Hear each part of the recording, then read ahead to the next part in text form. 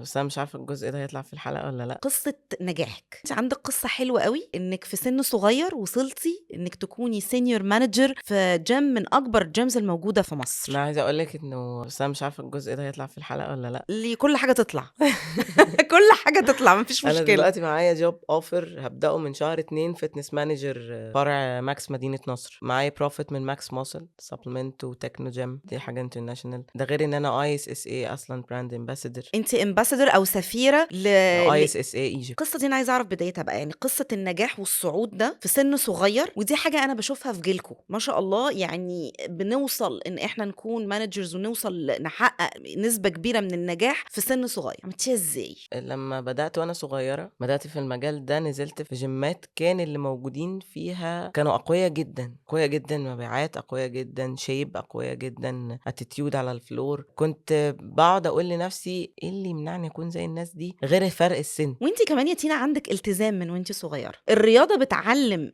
الولاد الصغيرة الالتزام والاستمرارية، فبيبقى عندك جلد انك عايزة تحققي حاجة او توصلي لحاجة، فانتي عندك الجلد والصبر والاستمرارية ان انتي تحققيها. هو في كمان فكرة بتبقى جميلة جدا عن السبورت لايف، ان انتي في تمرينك لما بتحافظي على تمرينك في اليوم، انتي التمرين بيخليكي 1+1 هيديني 2. قيسي بقى ده لو مشيتي بنفس الكونسبت ده على حياتك كلها. انا لو اديت كذا هيديني كذا، لو اديت كذا هيديني كذا. هي الحاجة الوحيدة فعلا اللي لو مشيتي بيه هتلاقي دايما نتيجة لكل فعل انت بتعمليه. بتتعاملي ازاي مع الكوتشز الرجالة الطوال العراض بشنبات وانتي مديرتهم وانتي صغيرة في السن؟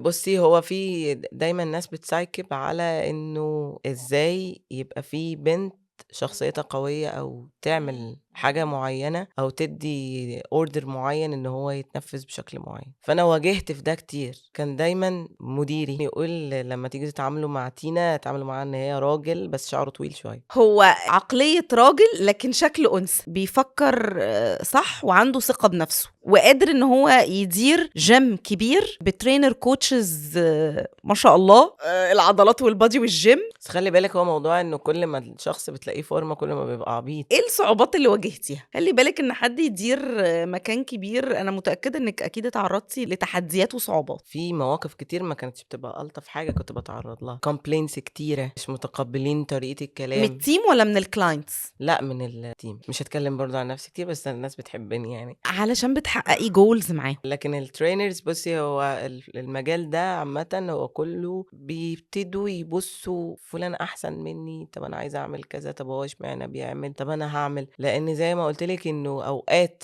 التمرين والفورمة والشكل الحلو وشكل الماسلز بيديكي حتة غرور. هو مش كبرياء، هو غرور ان انا ما ينفعش يبقى في حد احسن مني.